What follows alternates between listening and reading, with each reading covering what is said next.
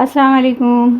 Cooking with अम्मी जान में मैं आप सबको खुशामदीद कहती हूँ। आज मैं आप सबको बताऊँगी पेशावरी नमकीन गोश्त। इस गोश्त को मैंने 1 घंटा पहले उबाल लिया नमक में डालकर। अब हम इसे बनाना शुरू करते हैं। आप भी जब चूँकि मटन गलने में देर लगता है तो हमने इसको पहले से उबाला नमक डालकर। अब हम इसको बनाते हैं। चलें अब बनाना शुरू करते हैं। इसके लिए मैंने एक कढ़ाई ली। अब इसके अंदर हमने 2 टेबल स्पून घी डाला। अगर आपके पास मक्खन हो तो आप मक्खन डाल लें, असली घी हो तो आप असली घी डाल लें। क्योंकि मेरे बच्चे असली घी नहीं खाते इसलिए मैंने नहीं डाला है। अगर आपको अच्छा लगे तो आप इसमें असली घी भी डाल सकती हैं और इसके अंदर आप मलाई भी डाल सकती हैं। तो अब हमने इसको इसमें प्याज को डालकर थोड़ा सा ब्राउन करना है। मैंने एक छोटा सा प्याज लिया और इसको मैंने चॉप कर लिया। अब इसको हमने इस घी में जो है हल्का सा फ्राई करना है, बहुत ज़्यादा नहीं। और गोश्त को तो मैंने पहले से गला लिया था नमक डालकर मटन को, क्योंकि मटन गलने में देर होता है तो इसलिए मैंने मटन को पहले ही नमक डालकर उबाल लिया था। बिस्मिल्लाहिर्रहमानिर्रहीम। अब ये मैंने एक अदद प्याज दरमियाने साइज़ के प्याज को मैंने जो है ब्राउन किया हल्का। अब इसके अंदर जो मैंने गोश्त 1 घंटा पहले से उबाला हुआ था, यानी 1 घंटा मैंने इस गोश्त को उबाला, क्योंकि मटन जो है वो गलने में काफ़ी देर लगता है तो मैंने इसको पहले से उबाल लिया नमक डालकर। ये प्याज के अंदर जो है मैंने ये गोश्त को डाला और इसको थोड़ा भून लिया। अब इसके अंदर हमने 1 चमचा का लहसुन का पेस्ट डाला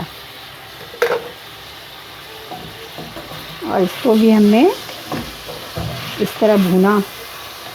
आप देख रही हैं कि हमारे इस मटन में कोई चर्बी नहीं है, जिसकी वजह से इसके अंदर मुझे थोड़ा और तेल ऐड करना होगा। तो हमने इसके अंदर और 2 टेबल स्पून ऑयल डाला। पहले तो मैंने घी डाला था, अब मैंने ऑयल डाल दिया इसके अंदर। नमक चूँकि मैंने पहले से डाला हुआ है तो अब हम चखने के बाद ही नमक डालेंगे। जब ये टमाटर वगैरह इसमें डाल लेंगे उसके बाद हमने इसके अंदर मज़ीद नमक अगर चाहिए होगा तो डालेंगे। इसके अंदर मैंने कोई लाल मिर्च वगैरह नहीं डालनी है। ये 2 अदद बड़े साइज़ का टमाटर है, इसको हमने इसमें डाल दिया।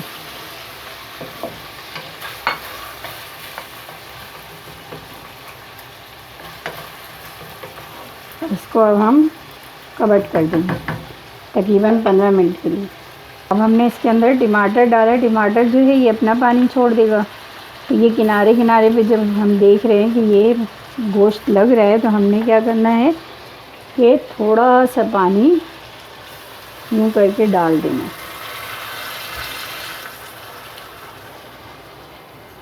अब हम इसको इसे कवर कर देंगे 15 मिनट के लिए। रहमान रहीम। अब 15 मिनट हो चुके।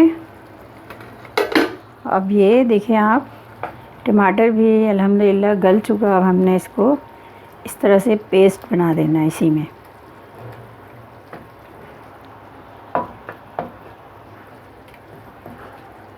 इसको मैंने पेस्ट बनाकर नहीं डाला था, मैंने इसको कटिंग करके इसके अंदर डाला है। आप भी इसी तरह करें।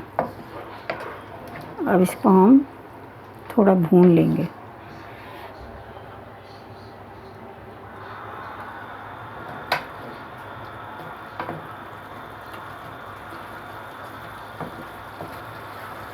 मैंने आपको बताया कि अगर आप मक्खन या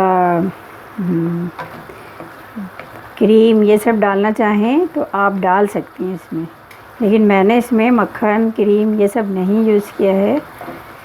बस मैंने सिर्फ घी और ऑयल डाला है इसके अंदर। आप भी इसी तरह अगर घी और ऑयल डालना चाहें तो डाल लें और अगर मक्खन डालना चाहें तो मक्खन डाल लें।